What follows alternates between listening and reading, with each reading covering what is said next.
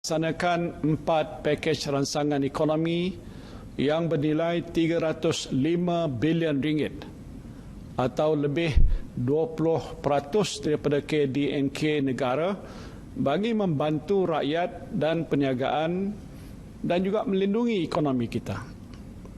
Pakej-pakej ransangan ekonomi ini telah melibatkan 55 bilion ringgit suntikan fiskal oleh kerajaan. Alhamdulillah, melalui pemantauan oleh agensi laksana di bawah Kementerian Keuangan, saya telah dimaklumkan bahawa usaha pelaksanaan oleh 53 kementerian dan agensi-agensi kerajaan telah memastikan lebih 20 juta rakyat dan 2.4 juta perniagaan menerima manfaat langsung daripada pakej-pakej ransangan ekonomi ini. Turut menyokong usaha pemulihan ekonomi adalah Belanjawan 2021 yang diumumkan pada 6 November yang lepas. Belanjawan ini menyediakan peruntukan terbesar dalam sejarah negara, iaitu sebanyak 322.5 bilion ringgit. Setiap minggu saya menegaskan kepada rakan-rakan Menteri Kabinet supaya segala inisiatif ini mestilah dilaksanakan dengan segera. Tiada masa untuk bertangguh. Manfaat ini perlu disalurkan kepada kumpulan sasar dengan kadar segera.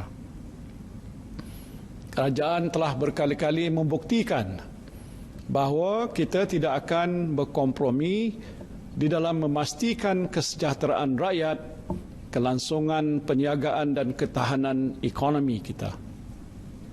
Maka sukacitalah saya ingin umumkan pada hari ini sebuah lagi pakej bantuan perlindungan ekonomi dan rakyat Malaysia atau secara ringkasnya PERMAI, PERMAI, PERMAI yang bernilai sebanyak 15 bilion ringgit.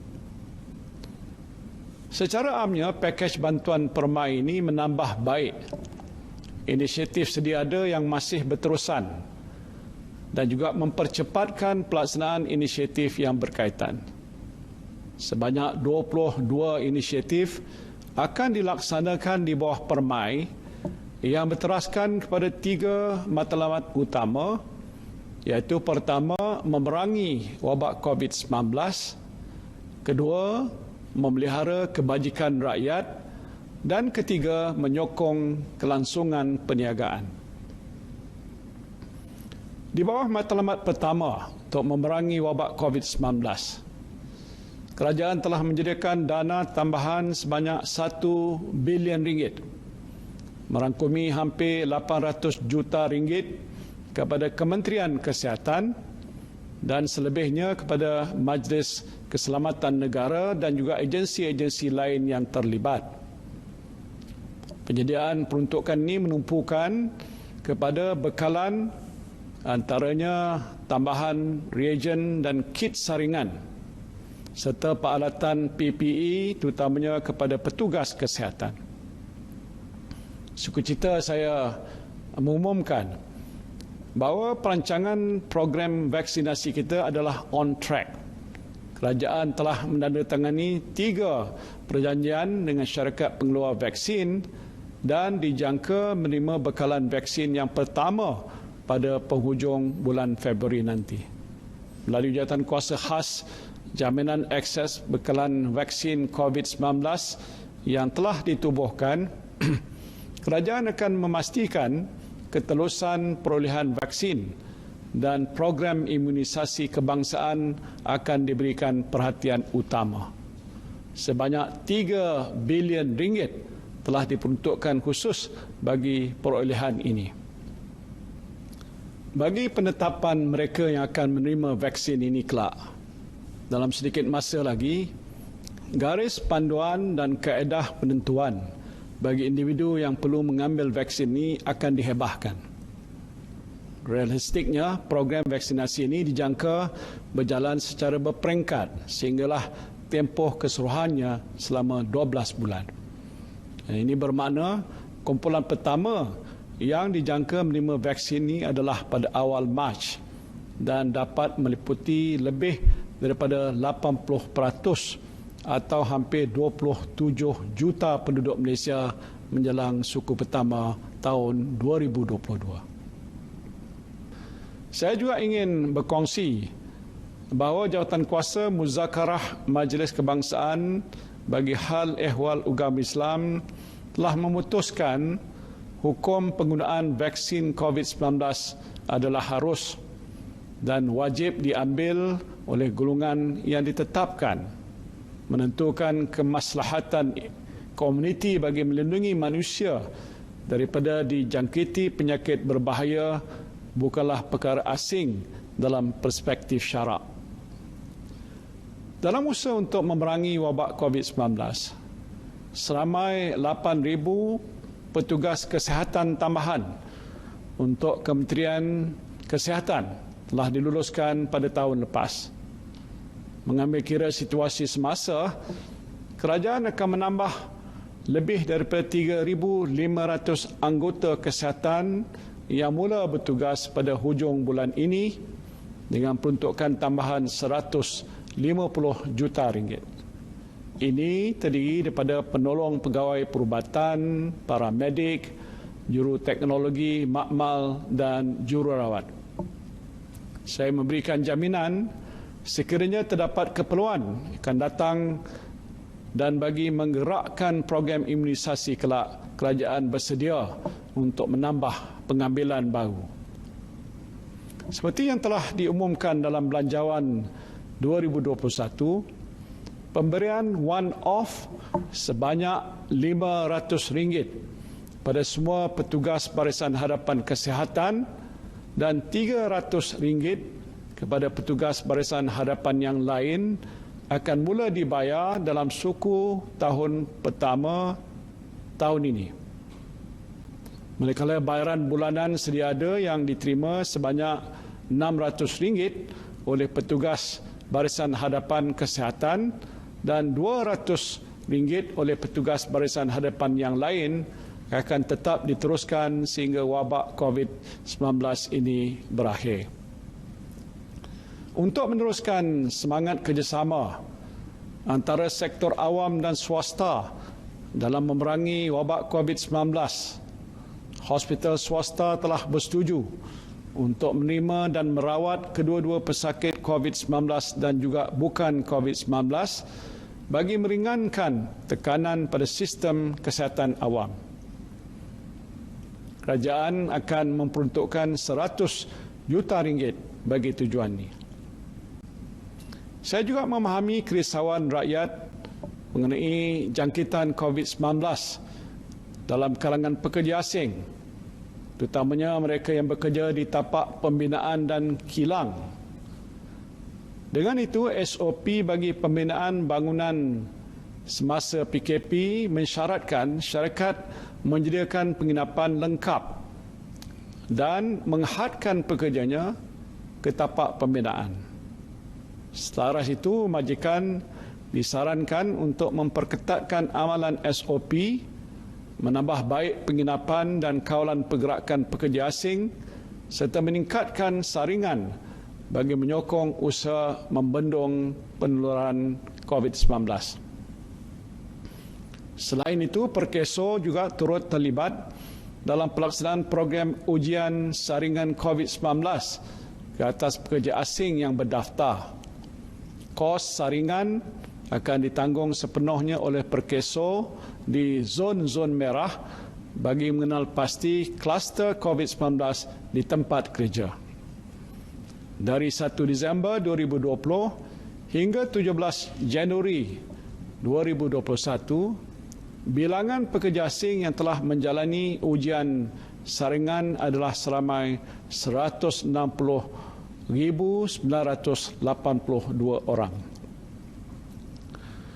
Seterusnya, untuk menyokong lebih banyak individu membuat ujian saringan pengesanan COVID-19 secara bersendirian, skop pelepasan cukai bagi perbelanjaan pemeriksaan kesihatan penuh yang telah dinaikkan daripada 500 kepada 1,000 ringgit seperti diumumkan pada Belanjawan 2021 kini diperluaskan untuk meliputi bayaran ujian pengesanan COVID-19.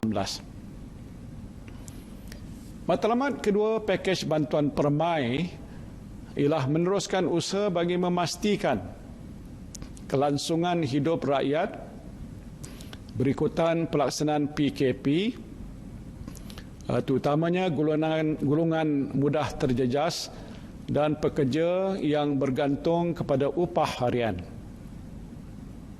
Di bawah pakej Kita Prihatin yang diperkenalkan tahun lepas, bayaran fasa terakhir Bantuan Prihatin Nasional atau BPN 2.0 akan dipercepatkan, iaitu mulai 21 hari bulan Januari. Sejumlah 11.1 juta penerima akan mendapat bayaran sebanyak 2.38 bilion ringgit. Bagi Bantuan Prihatin Rakyat atau BPR pula, bayaran fasa pertama akan melibatkan lebih daripada 8 juta penerima.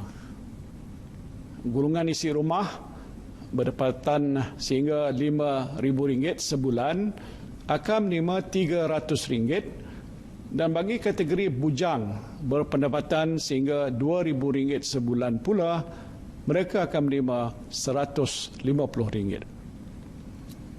Di bawah Belanjawan 2021, kerajaan telah meningkatkan kadar bantuan kebajikan bulanan di bawah Jabatan Kebajikan Masyarakat JKM berkuat kuasa mulai bulan Januari 2021. Bantuan kebajikan ini melibatkan peruntukan sebanyak 2.2 bilion ringgit dan akan memanfaatkan lebih daripada 400,000 penerima.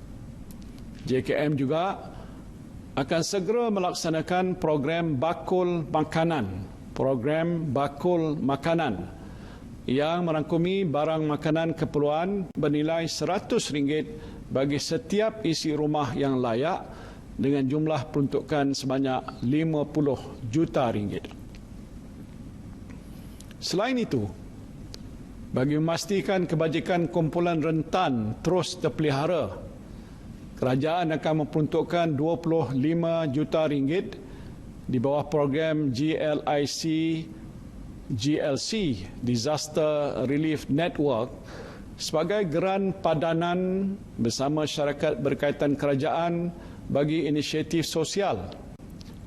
Ini termasuklah pemberian bantuan komuniti, termasuk masyarakat warga emas, gelandangan, OKU dan mangsa banjir.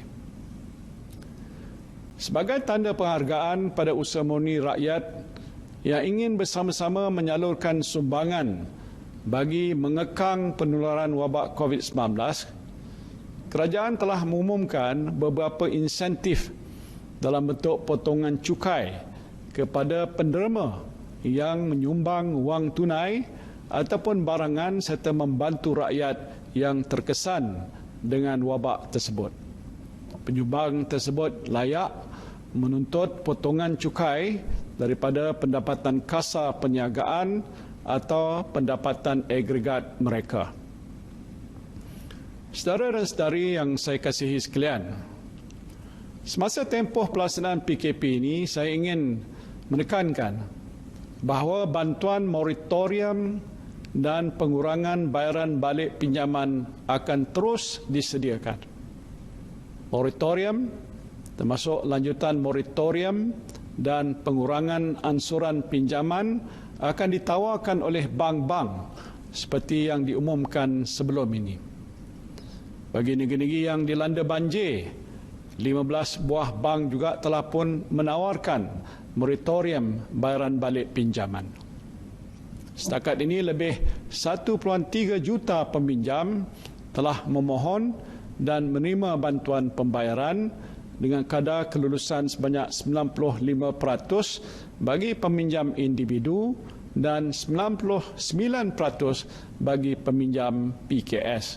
Dan ini membuktikan bahawa rakyat tidak perlu bimbang untuk menghubungi bank jika mereka memerlukan fleksibiliti pembayaran. Bagi peminjam yang menghadapi kesukaran berurusan dengan bank mereka, Bank Negara Malaysia serta Agensi Kaunseling dan Pengurusan Kredit atau AKPK bersedia untuk membantu dan memberikan khidmat nasihat kepada anda melalui telefon ataupun secara dalam talian. Untuk makluman semua, kemudahan iSinar telah dibuka pada semua ahli KWSP yang terjejas pendapatan akibat COVID-19 bermula 21 Disember yang lepas. Setakat 13 Januari, lebih 3 juta permohonan telah diluluskan dengan jumlah 24 bilion ringgit akan disalurkan pada tahun ini. Bagi menambah baik kemudahan iSinar, terutamanya bagi mereka yang menghadapi pelbagai cabaran akibat PKP serta bencana banjir, kerajaan telah dimaklumkan bahawa KWSP akan membuat pembayaran pendahuluan sehingga RM1,000 bagi permohonan kemudahan iSinar kategori 2. Proses pembayaran pendahuluan iSinar kategori 2 juga dipermudahkan kerana ahli hanya perlu mengisytiharkan secara kendiri bahawa mereka memenuhi kriteria yang ditetapkan dan menghantar dokumen sokongan secara dalam talian.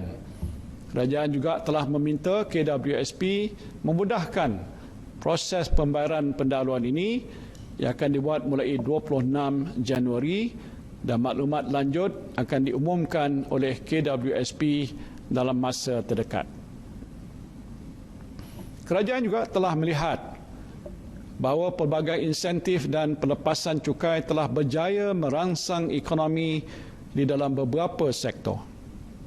Dan selaras dengan keperluan norma baru yang banyak bergantung pada penggunaan alat digital, suka saya berkongsi bahawa pelepasan cukai khas hingga RM2,500 ke atas pembelian telefon bimbit, komputer dan tablet yang telah berakhir pada 31 Disember 2020 akan dilanjutkan setahun lagi sehingga 31 Disember 2021. Industri telekomunikasi bersedia untuk memberikan bantuan dalam tempoh PKP ini dan pemberian data 1 gigabit secara percuma telah diberi pada orang ramai untuk melayari laman web termasuklah untuk tujuan pendidikan.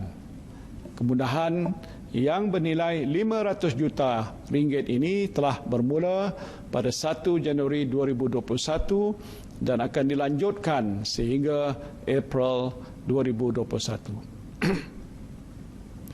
Selain itu, pakej langganan khas untuk pelajar yang menduduki peperiksaan SPM dan STPM akan diperluaskan kepada pelajar institusi pengajian tinggi. Pakej ini juga akan disediakan sehingga hujung April 2021. Dan kerajaan berharap kedua-dua usaha industri telekomunikasi tersebut akan dapat meringankan beban pengguna. Bagi merancakkan semula jualan kenderaan penumpang yang terjejas akibat daripada wabak COVID-19, sebagai sebahagian daripada inisiatif pakej penjana, kerajaan telah mengumumkan pengecualian cukai jualan ke atas kenderaan penumpang jenis pemasangan tempatan dan import siap sehingga 31 Disember 2020. Kerajaan telah mengumumkan pelanjutan pengecualian ini sehingga 30 Jun 2021. Saya berharap langkah ini akan terus memacu momentum perkembangan sektor otomotif.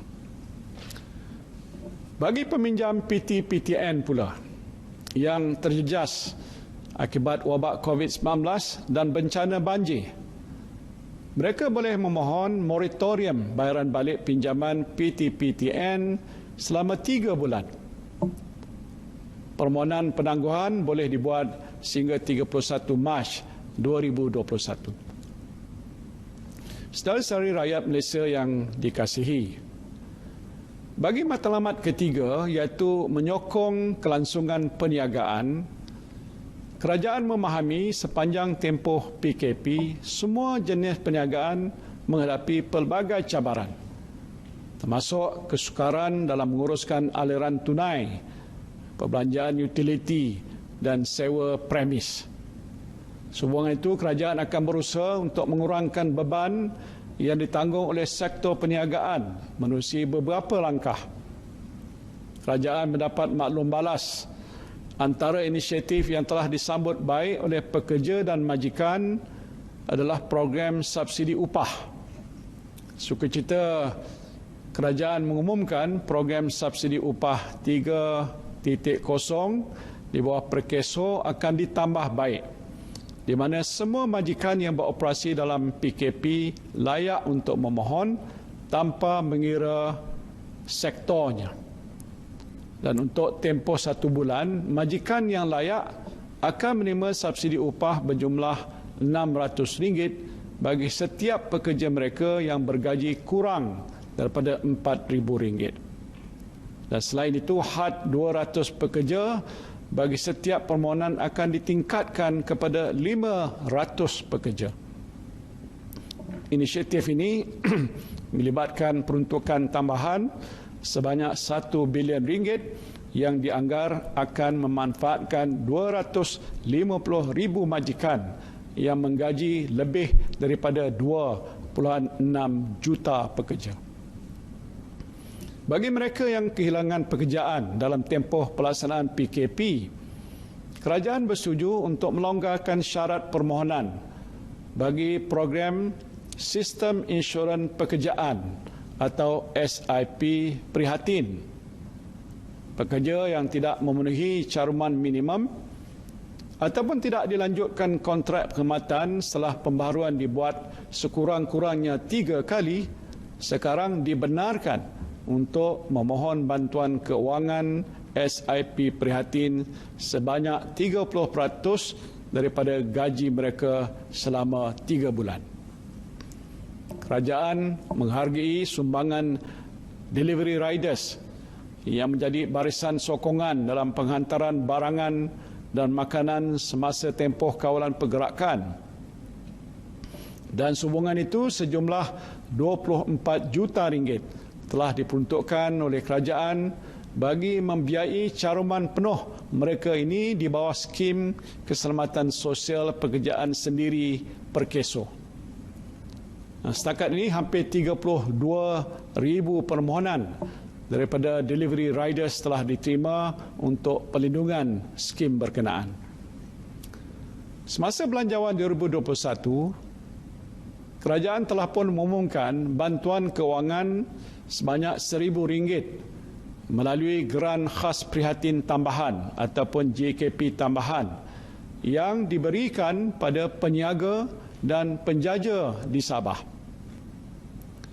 Sehubungan itu, sukacita ingin saya maklumkan bahawa kerajaan akan memperluaskan bantuan JKP tambahan ini kepada 500,000 PKS di 7 negeri PKP dengan bayaran RM1,000, manakala 300,000 PKS di negeri yang lain akan menerima RM500. Perluasan inisiatif JKP tambahan ini atau JKP Permai melibatkan peruntukan tambahan sebanyak RM650 juta.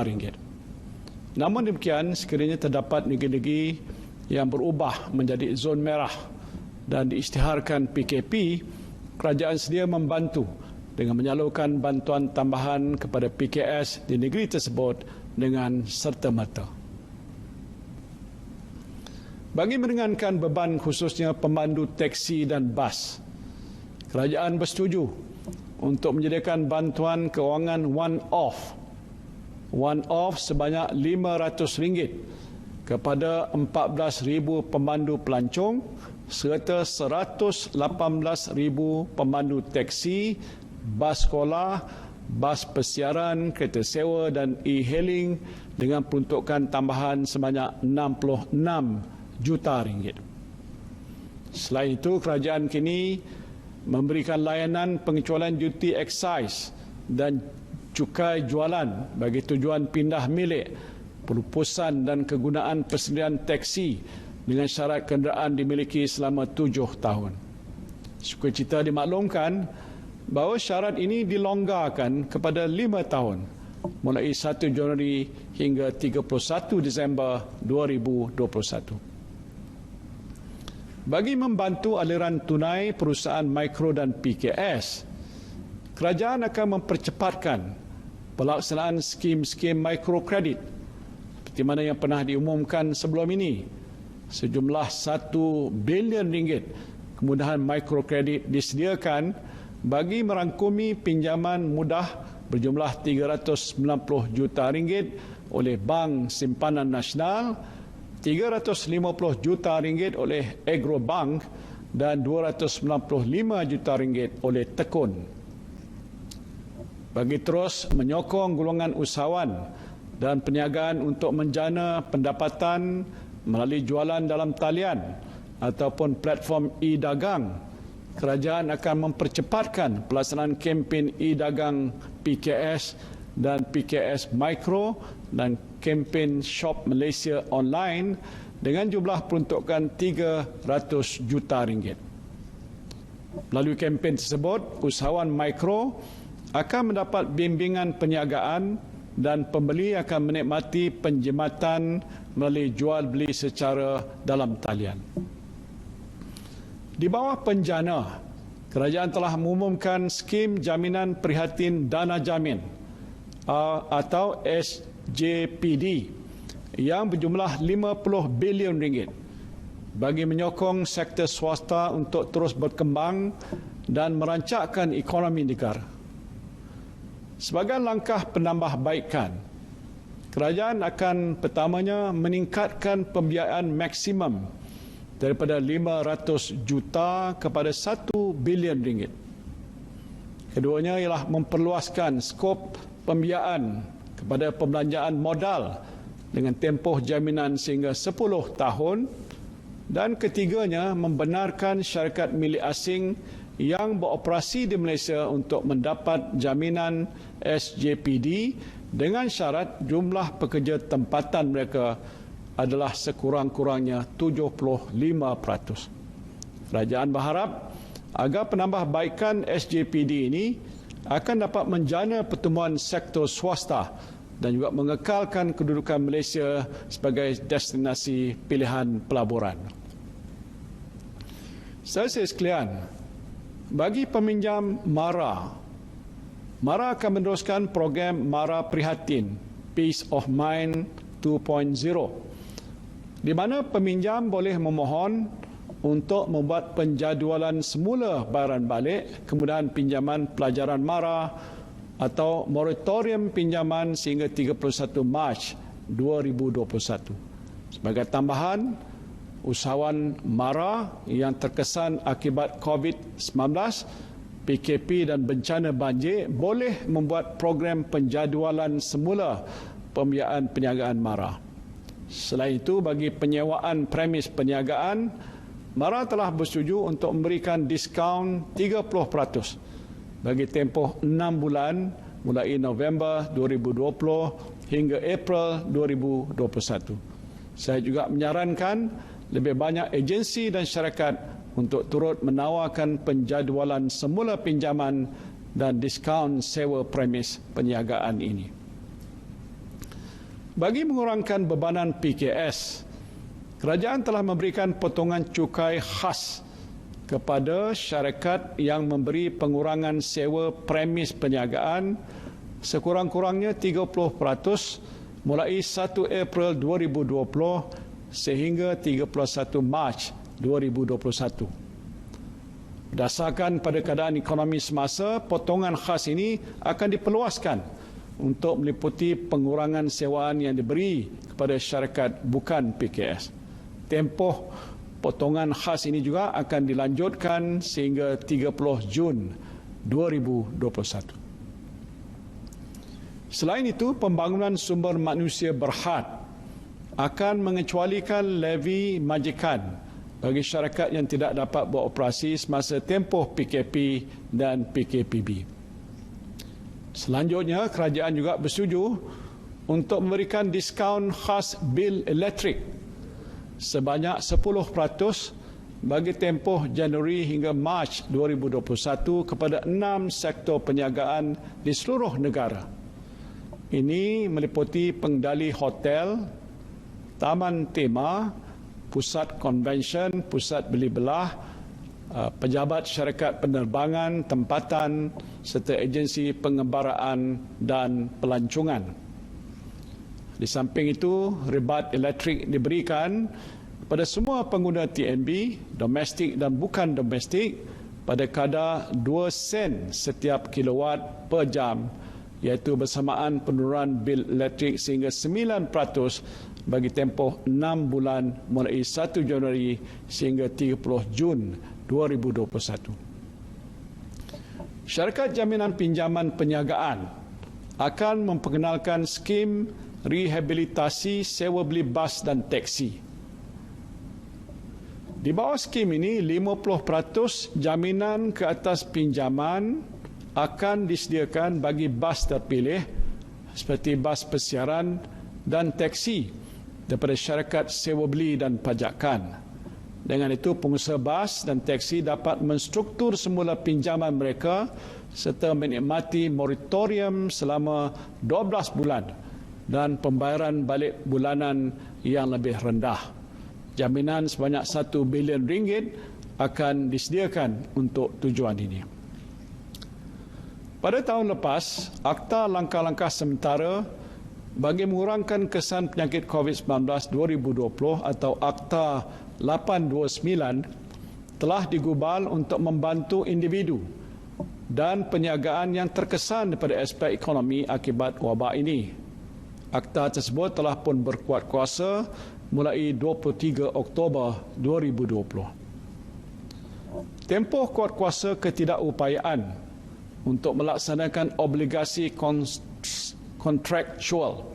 Obligasi kontraktual telah tamat pada 31 Disember 2020. Justru melihat pada situasi semasa dan selaras dengan pengumuman PKP, kerajaan bersetuju untuk melanjutkan tempoh kuat kuasa ketidakupayaan untuk melaksanakan obligasi kontraktual kepada 31 Mac 2021.